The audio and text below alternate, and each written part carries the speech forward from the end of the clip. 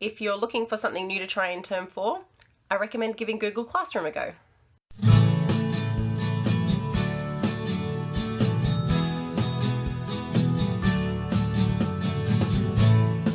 Hi everyone, welcome to Talk and Chalk. I'm Beck, I'm an assistant principal in Southwest Sydney, and this is the last weekend of school holidays. We are about to start term 4.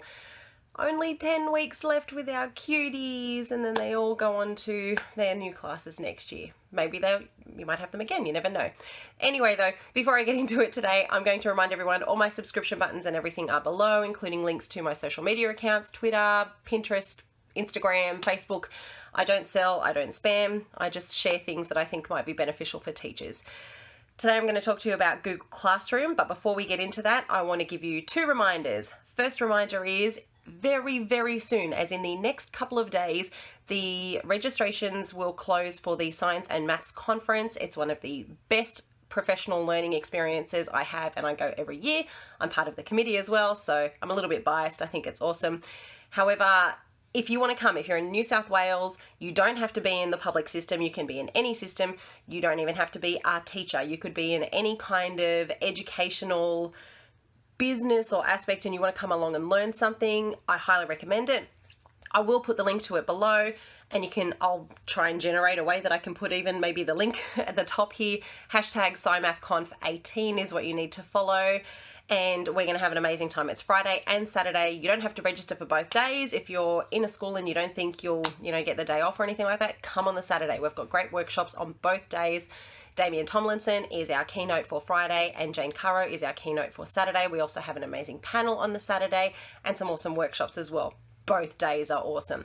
Second recommendation I'm going to give you guys is, reach back into my pile, go out and get a copy of this. This is Eddie Wu's new book, Wu's Wonderful World of Maths, and I'm only a quarter of the way through it, and already so far it's really good. It's not patronizing in any way, it's not condescending. This is for anyone, not just teachers, who is just interested in learning about the world of mathematics. And it's not complex, it's written in plain English, which is great. And best of all, if you're someone who says, I'm not a maths person or I'm not really into maths, this is actually for you. This is great for you. It's got some cool facts in there, some nice quotes, a little bit of history, and it's not just about the world that we live in, the world of mathematics that we live in, but Eddie takes you kind of into his world of mathematics, which, as if you've followed him on anything, he wasn't a maths genius or anything at school like that. He, didn't necessarily go into mathematics because he felt he was pulled into it. It kind of happened by accident, and he goes into that in there. And it's just really easy to read. It looks quite thick, but there's lots of diagrams and pictures in there. So I'm actually going through it a lot faster than I expected, but the pictures kind of make it easier to understand that's in there. Highly recommend going and getting it. Okay, Google Classroom. So this is for absolute basic beginners. If you have thought, I don't have time to learn something new, it just looks too complex, I'm not a techie person, this is the video for you, because we're just going to keep it really, really simple. And even if you use Google Classroom, maybe I might go through something you haven't come across yet, or I might use it in a different way to you that you find this beneficial. So I've actually been learning how to do proper screen recording, so I'm not going to use my phone to flip around and then hold it with my hand. I've got a very ugly set of headphones, they're quite large, and a microphone, and I've learned how to screen capture. So I'm going to put those on and start recording onto the screen, and I'm going to take you into how you can use Google Classroom in your classroom really simply. And this is for, I think you could do it with kindergarten all the way up through to year 12. I think this is highly beneficial. And the great thing about Google Classroom is that it's a really cool way to scaffold your learning in the classroom so that you can embed technology in a way that becomes second nature to the kids. One of the most difficult things I find with kids is getting them onto, like a website where I want them to do something. They've got to log on to the computer. They've got, sometimes it takes a long enough time to just turn on the computer. I remember going into my classroom some mornings at 8 o'clock and turning those things on first because they would take so long to load. And then sometimes I would go and log on just because I knew it took so long to log on. That doesn't even come down to the kids ability to be able to log on. I'd have my log on cards with their username and their password and everything, but even then they'd sit there for 20 minutes with that wheel of death just spinning round and round and round because it took so long. And this could be to the device, it could be because of the system, it just could be an off day. Yeah, computers have off days, I know. But this just makes it so much easier. So I do recommend still having those things in place so your kids can log on, get in there, get ready to go. When you're first implementing this in the classroom, I recommend implementing it in a way that's part of a group rotational activity. So I started using it during guided reading. So when I would have kids at the table guided reading, I would have certain allocations for which group would go onto the computers. I had 4 standalone computers, or they weren't standalone, sorry, they were connected. I had 4 computers connected to the internet, and the kids that would go on there first, I would put on my most tech savvy kids first. So if you've seen my other videos, my must do, can do videos or guided reading, you'll know that while I was reading with a group, the rest were free roaming through the activities. The only thing that wasn't free roaming was those kids at the computers, and I would designate that time. You 4 go, you're doing the next activity in Google Classroom today. And then when their time was up, I would allocate which kids would go next. And I'd have this recorded just on a sheet near me so I remember which kids go when. And the reason I pick my most tech-savvy kids first is because the activities that I've put on there don't require a certain level of reading to be going first or anything like that. They're all activities that can be easily differentiated, that all kids should be able to do. And the reason that tech-savvy kids are going on there first is because of the things like just clicking on something and opening it up, or knowing where to close something, or knowing where to type something, or how to navigate through a system. Most websites for kids will, generally have go to game on the bottom right of the screen. That's where things usually are. That's where you go into something. And these kids know that. It's habit for them. They know how to do it. So if they go and do the activity first, that means that when the next group goes on, if they struggle a little bit, I can say, Johnny, can you go help blah? Because I know they'll know how to do it really, really quickly. It's not going to interrupt my guided reading time. They can jump on, go on and help them. And then that child will be able to get through the activity themselves. And once that first day is done, with those kids, they'll be able to help them out. And I did not do a different activity every single day. It was one activity for the week, because I would structure it in a way that they could build onto it. And you'll see in Google Classroom, it's not something that disappears. You can link to websites. I want you to think of it like a Facebook news feed. If you have Facebook or Twitter or anything like that, you click on and the screen shows up with everyone's posts, except the only person posting in this case is me, the teacher, or you, the teacher. And all those things that generate in there are the things that you want them to do or interact with.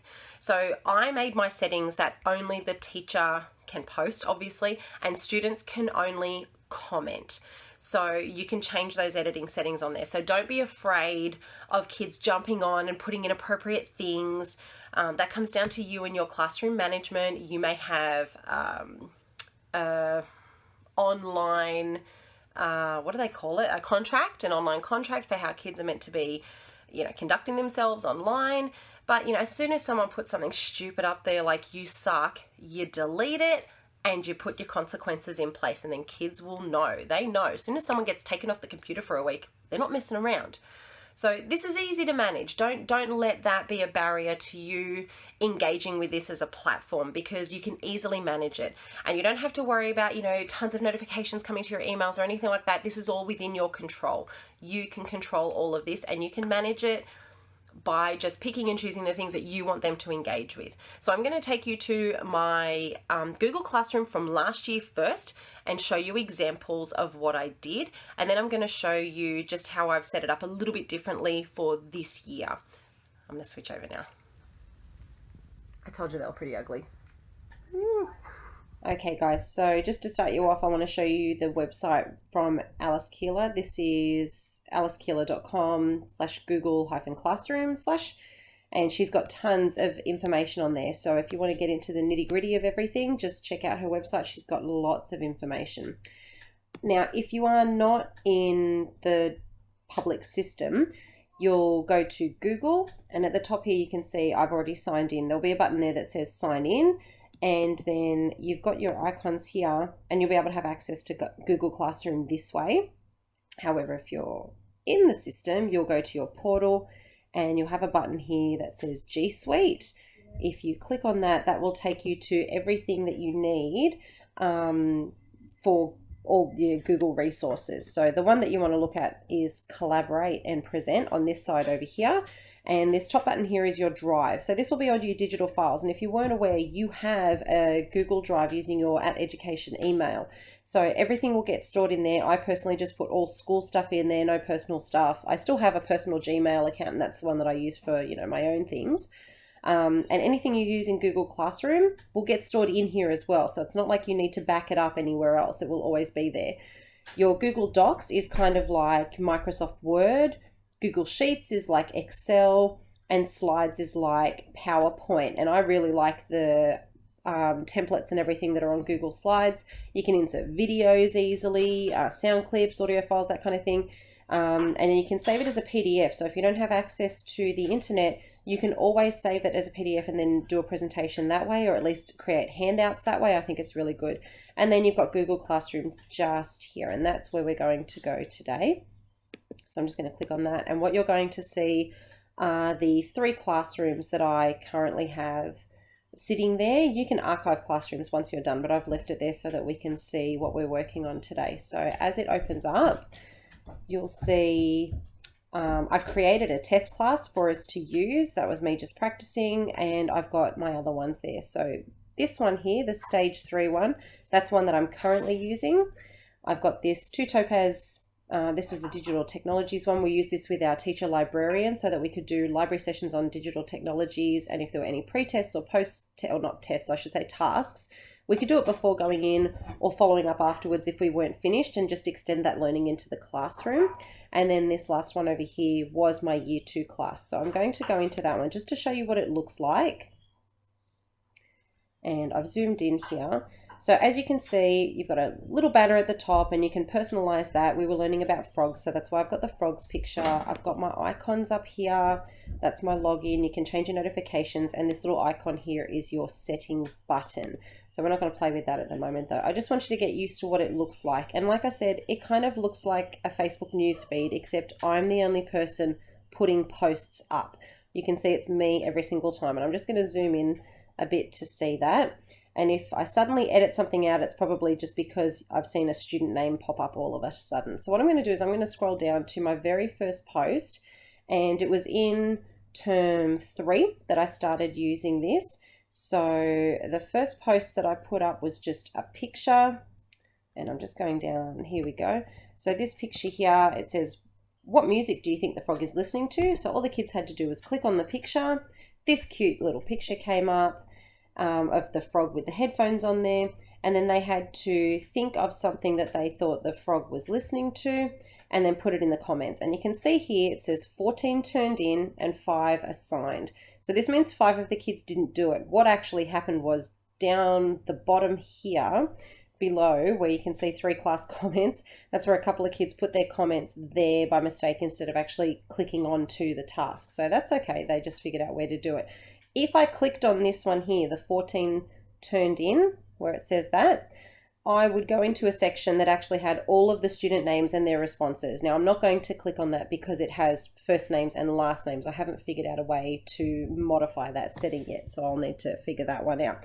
But that was a good way for me to see if the kids could access it, if they could click on where they were going, and if they could follow it. And it was a cute little activity to do. So you can see above it, the next activity we did was just, it says, go to this link and see if you can finish the game. So if I click on it, all I've done is insert a hyperlink.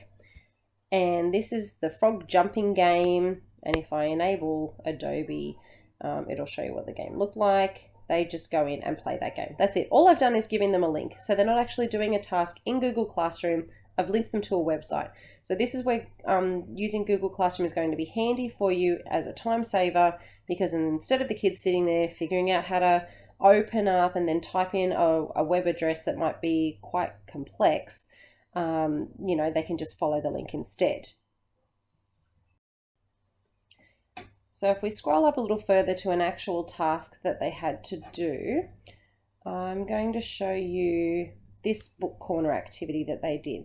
So I created this little template using Google Docs, and each student got their own copy, and you can see 7 were turned in and 2 were assigned. So chances are someone was away, or one of these will actually be a teacher who joined our classroom as a student, just so she could see what I was doing for her own professional learning.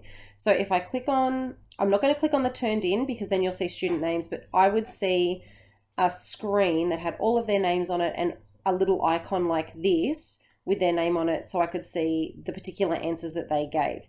But if I click on just this original task here, it'll show you what it looks like, and it opens up in Google Docs. And this is it. It's just a simple template that I created so that they could put answers here in this answer box, blah, blah, blah. They could type into that one. And then down the bottom, I gave them a section where it says, go to Google and find a picture of the book, copy and paste it in the answer section. So this would be the most time-consuming activity. And I left it till last, obviously, because I wanted them to do their typing first. And then this is just for a bit of fun and just checking, you know, what their research skills are like when they go to Google. Can they copy and paste? Then they would have a little button that says turn in. When they click turn in, then it says to me, someone has turned it in. And, you know, I can print them off. It saves as a file. It's easy to export. And then I can print it and hang around the classroom if I want to. This is another example of a link to a website, and this Read, Write, Think here, this website, I highly recommend it. They have tons and tons of resources. They're really engaging, easy to differentiate. And all I did was I completed it and took a screenshot as an example. So the kids could click on this first and see my example of the character map. So you've got these different boxes here for the characters that I started, and I gave them a name. And then they could go into this website and do it themselves. So all they've got to do is follow the prompts here. So they've got to put the title in, they put their name in, and then they click here where it says character map, and then they would end up completing one that looked like the one that I showed them as an example as well. So my example is there, the activity is there, all in that space that makes it easier for them to do. I don't have to sit with all of them to do this. They won't need help with it. I don't have to print all of these things out for them, you know, reducing that paper trail as well. And then, you know, you can move on to more engaging and collaborative activities and getting them to work together as well. So you can see I've got a couple of those Read, Write, Think activities on there and linked it to them. This was a good one that we did. So this was a favorite things activity. So again, I screenshot one that I had completed myself. Here's your favorite things: color, movie, character, singer, food. And then this was the document that they had to fill in. Again, just a Google Doc. It's just a template. All they had to do is, that's it, copy and paste. They could write the answer, or they could go to Google Images and find pictures to put in there for me. I really wanted the pictures in there because what I did was I ended up turning all of their answers into individual bookmarks for them as a little bit of a present at the end of the year. So all I did was I copied and pasted the exact images they gave me into a template. And you can see here, I can see the ones that had turned in and who was away. That was really easy to use. So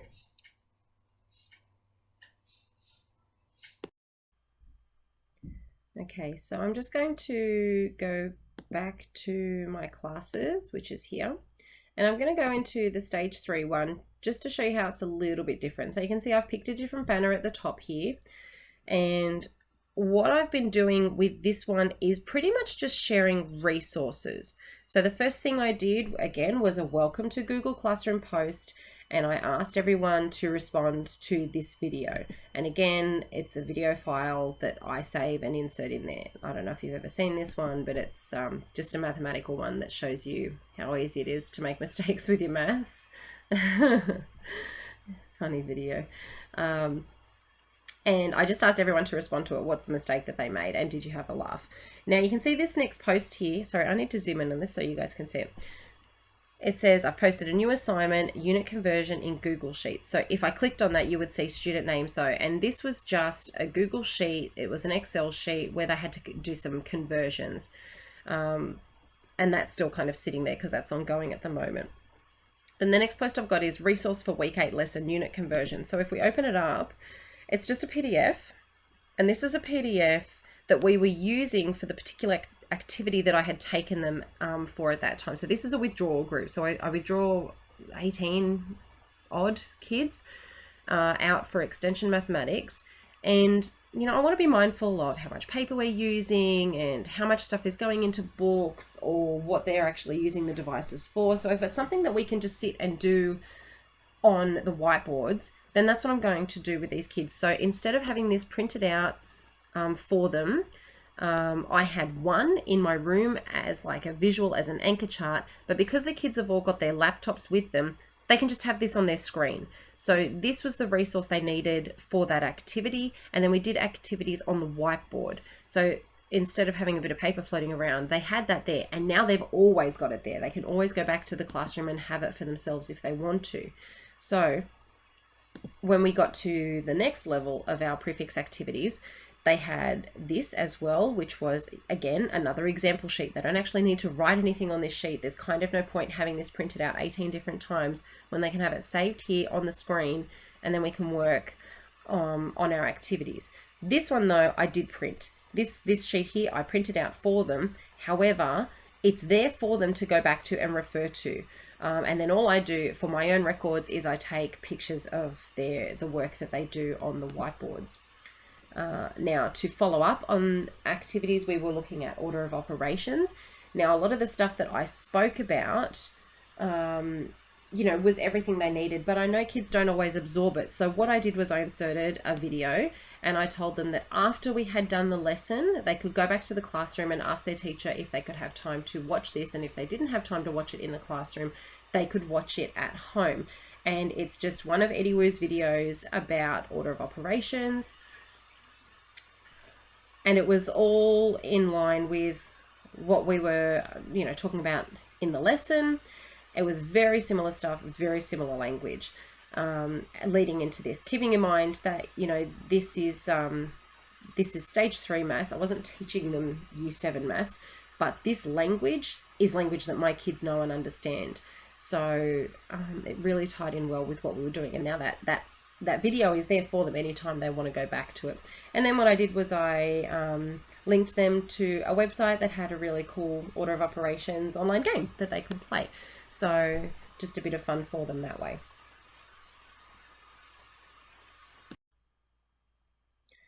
All right, so now I've given you examples. I'm going to go back and show you how to start one. So up the top here, we've got a plus. It says create or join a class. At the moment, you're going to create a class, and we'll just make it any name.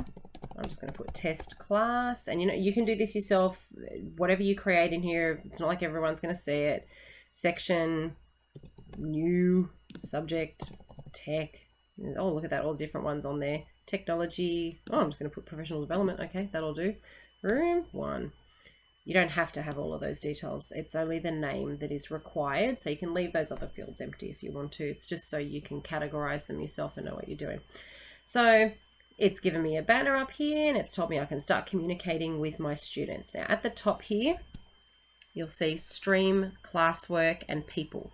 So the stream is like your news feed, and classwork obviously are the tasks that you set, and then the people are the students in your class. So you can do one of two things. You can either give your kids this code and they can go to that little plus symbol and put the code in. That's fine for our older students. It might be easier for some of our younger students if you invite them though. So if you click on this, you can type your student's email in. And like I said, if you're in the public system, kids have their own departmental email. It's the education email. That's the one they need to use at education. And that's the one that you guys should be using as well. So those are two ways that you can add students into your class. Now you can bulk add those emails as well. So if you have all your kids' emails saved in like a Word document or something, copy, paste, too easy. In this classwork section, you can create that classwork and have it ready to go, and it will save to your Google Drive. Or you can create it straight from here as well. So, you know, if you want to get comfortable with it, I suggest just play with the banner first. It's got here, select theme, upload a photo. So, I mean, you've got your different themes here. There's the gallery, there's the patterns. You know, find something that's fun for you, and then you just get used to the system. I know this seems really sort of tedious, or not tedious. It seems like it's not highly valuable, but I think it's important that you get comfortable with the system. Oh, that's a pretty one. I'm going to use the crayons. So down here, select new class theme. And look at that, it changed all the other colors and everything as well. So, you know, play with that till you feel comfortable with it. And then share something with your class. This is, you just click on it, and down here you've got a few different icons. So here, this is to add an attachment. This is to add something from your Google Drive. This is to link something from YouTube. And then this is to share a link. You can do it that way.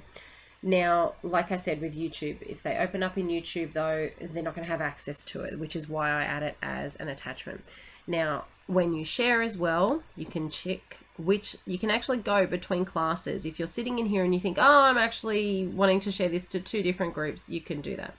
And then here you can pick which students. Now, normally you'll have a big list under here of, you know, your students' names. So you can either tick all students, or you can tick, you know, the particular students you want to give it to, if it's maybe perhaps group work or something like that. And then I've got to actually do something here. So let's pick something that we think is going to be an easy one for them to join in. So welcome to Google Classroom. Whoops. Please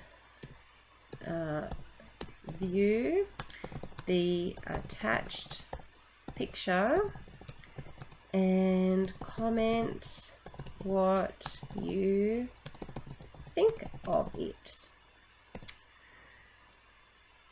And then what I'm going to do is I'm just going to go up to Google and I'm going to type beautiful sunset. And I'm just going to find a random picture of a nice sunset. And which one do I like? Oh, look at the love heart one. Oh, I like this actually with the water. That's pretty cool. That's a small picture though. Let's see if I can, oh, it's trying to save to Pinterest. Let's try that again. And, oh, no, I found. This is even better, the dog. Do you know what? We should ask them what they think the dog is thinking. So I'm just going to save that to my desktop. And we're going to go back to the, whoops, Google Classroom is here.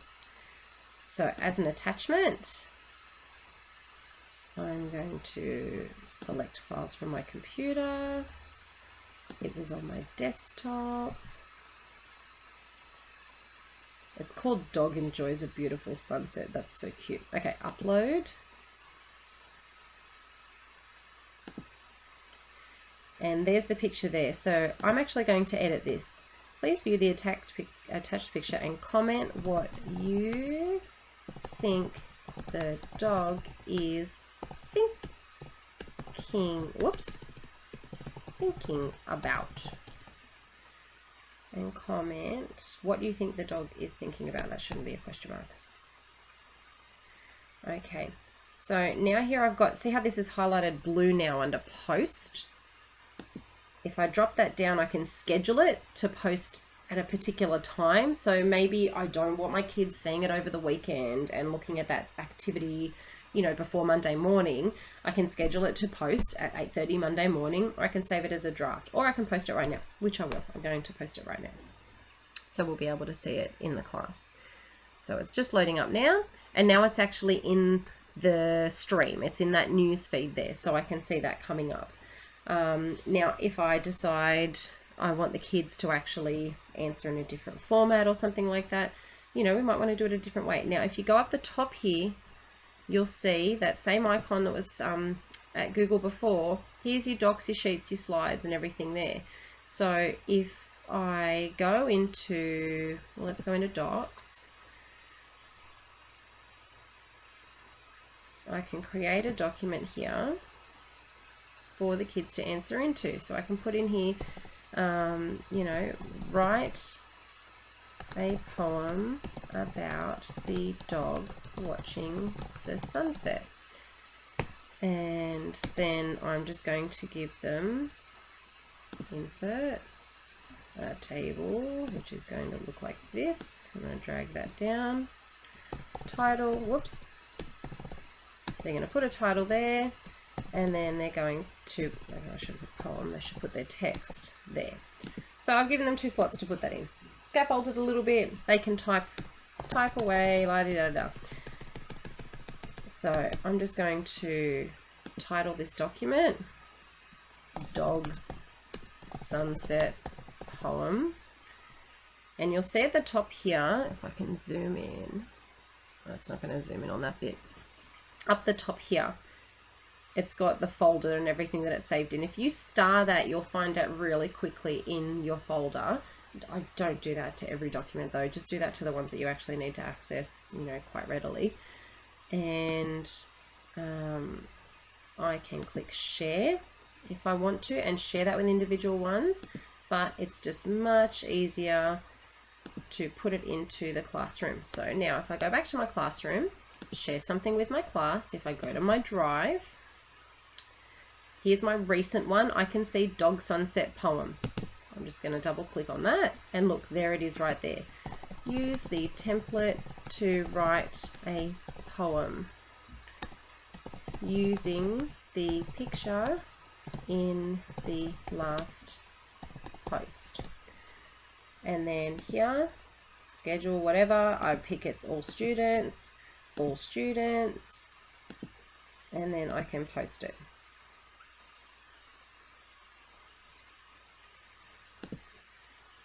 So if I click on that, they can all access that.